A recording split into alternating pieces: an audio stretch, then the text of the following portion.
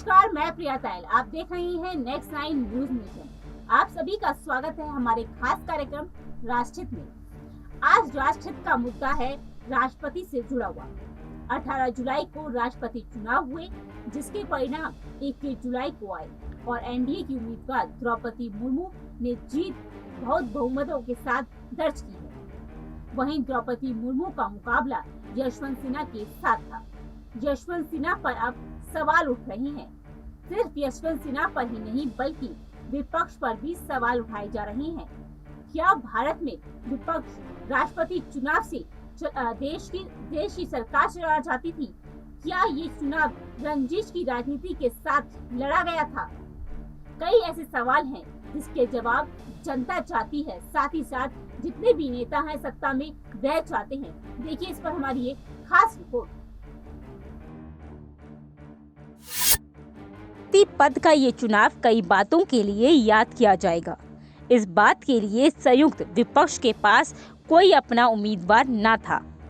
BJP में राजनीतिक संन्यास पर मजबूर किए गए यशवंत सिन्हा को उम्मीदवार के तौर पर उतारना साबित करता है कि विपक्ष के पास कोई अपना चेहरा तक नहीं था। इस बात के लिए भी कि राष्ट्रपति पद के लिए चुनाव लड़ते समय यशवंत सिन्हा ने संविधान की मूल आत्मा, संवैधानिक ढांचे और राजनीतिक मर्यादाओं को तार-तार कर दिया।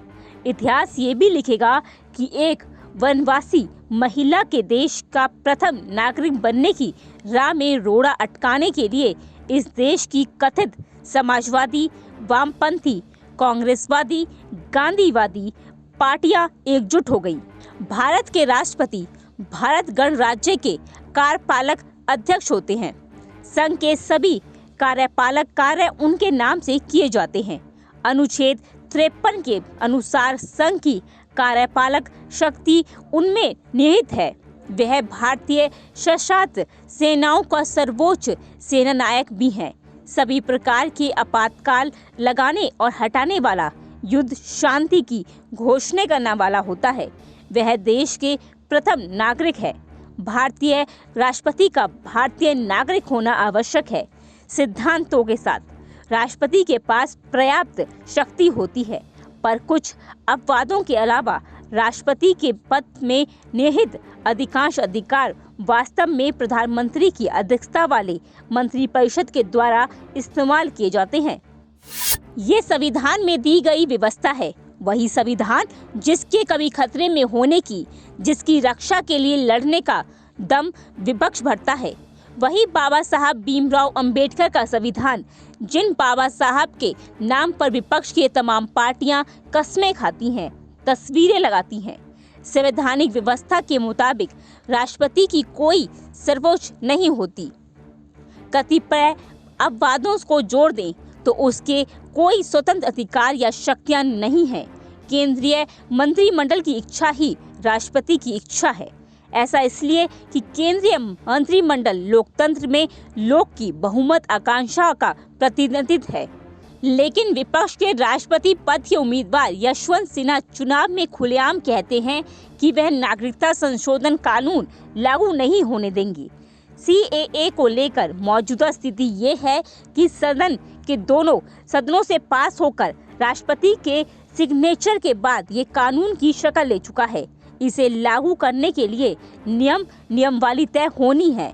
विपक्ष इसमें लोकतंत्र के स्वयंभू रक्षक सोनिया गांधी, राहुल गांधी, ममता बनर्जी, मुलायम सिंह यादव के बेटे यानी अखिलेश यादव, लालू प्रसाद यादव के बेटे यानी तेजस्वी यादव, YSR, KTR और वामपंथी दल शामिल थे। किसी ने नहीं पूछा कि संवैधानिक दायरे में तो ये कोई ऐसा प्रावधान ही नहीं है कि राष्ट्रपति बनकर यशवंत सिन्हा ऐसा कर पाए। यशवंत सिन्हा अपने प्रचार के लिए जम्मू कश्मीर भी गए। खबरों के मुताबिक वहां उन्होंने कहा कि अगर मैं चुना गया, मेरी प्राथमिकताओं में से एक सरकार से कश्मीर मुद्दे को अस्थायी रूप से हल करने और शांति, न्याय, लोकतंत्र, सामान्य स्थिति बहाल करने और जम्मू कश्मीर के प्रति शत्रुपूर्ण विकास को समाप्त करने के लिए सभी आवश्यक कदम उठाने का आग्रह करना होगा। विपक्ष को ये बताना चाहिए कि संवैधानिक दायरे में रहते हुए कोई राष्ट्रपति ऐसा कैसे कर सकता है। यशवंत सिन्हा को राष्ट्रपति पद का उम्मीदवार बनाने के पीछे विपक्ष के क्या इरादे थे? क्या राष्ट्रीय जनता दल के अध्यक्ष तेजस्वी यादव के बयान से साफ हो जाता है? उन्होंने यशवंत सिन्हा का समर्थन करते हुए बड़ा बयान दिया था।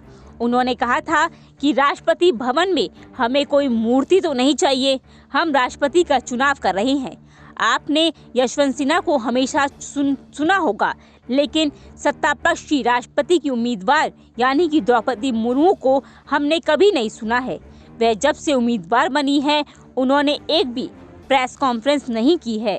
तेजस्वी पूरे विपक्ष के मन की बात कह रहे थे। उन्हें कैसा राष्ट्रपति चाहिए? वह जो संवैधानिक दायरे से बाहर जाए, जो केंद्रीय मंत्रिमंडल से टकराव को तैयार हो, देश की नीति व्यवस्था को भंग कर सके, क्योंकि यशवंत सिन्हा के ऐसे ही इरादे हैं। अपने इन इरादों के चलते विपक्ष के ये नेता भूल चुके हैं कि यशवंत सिन्हा ने उन्हें क्या क्या नहीं कहा।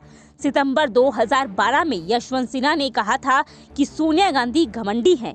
करोड़ रुपए की कॉल ब्लॉक आवंटन घोटाले में शर्मिंदगी के बावजूद वह अपनी पार्टी के सांसदों को जवाबी हमले के लिए कह रही हैं।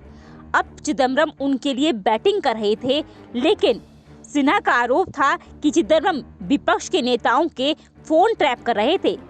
तेजस्वी यादव को बोलने वाला राष्ट्रपति चाहिए, लेकिन जब सिन्हा ने लालू प्रसाद यादव को लेकर कहा था कि लालू जी के बारे में क्या कहना, वह एक चल चुके कारतूस हैं जो अपनी विस्फोटक क्षमता खो चुके हैं, इस पर तेजस्वी यादव कुछ क्यों नहीं कह पाए। वही समाजवादी पार्टी के अखिलेश यादव की स्थिति तो और फजियत वाली हुई है। उन्हीं यशवंत सिन्हा ने मुलायम सिंह यादव को आईएसआई का एजेंट बताया था। पिता को आईएसआई का एजेंट बताने वाले को अखिलेश यादव का समर्थन मिला है। ये कुछ ही उदाहरण थे, कई और ऐसे उदाहरण हो सकते हैं, लेकिन समझना ये है कि कोई ऐसा नहीं है जिसे यशवंत सिन्हा ने बख्श दिया हो। अपनी इस आदत की वजह से यशवंत सिन्हा बीजेपी में अप्रासंगिक हो गए थे। Bureau report, next 9 news nation. इस बार देश ने एक ऐसा चुनाव देखा जब बेटे ने ही पिता के खिलाफ वोट दिया हो। यशवंत सिन्हा के बेटे जयंत सिन्हा ने तब उनके खिलाफ वोट किया है, लेकिन विपक्ष को यशवंत सिन्हा को याद रखना होगा कि इतिहास भी इस बात को नहीं बख्शेगा। ये राष्ट्रपति पद का चुनाव जिस तरीके से लड़ा गया और जिस रंजिश की राजनीति के साथ लड़ा गया, इतिहास में दर्ज जरूर होगा। आप क्या सोचते हैं इस बारे में? कमेंट करके जरूर बताएं। फिलहाल इस रिपोर्ट में इतना ही। देश और दुनिया की बाकी बड़ी खबर देखने के लिए जुड़े रहिए नेक्स्ट 9 न्यूज नेशन के साथ।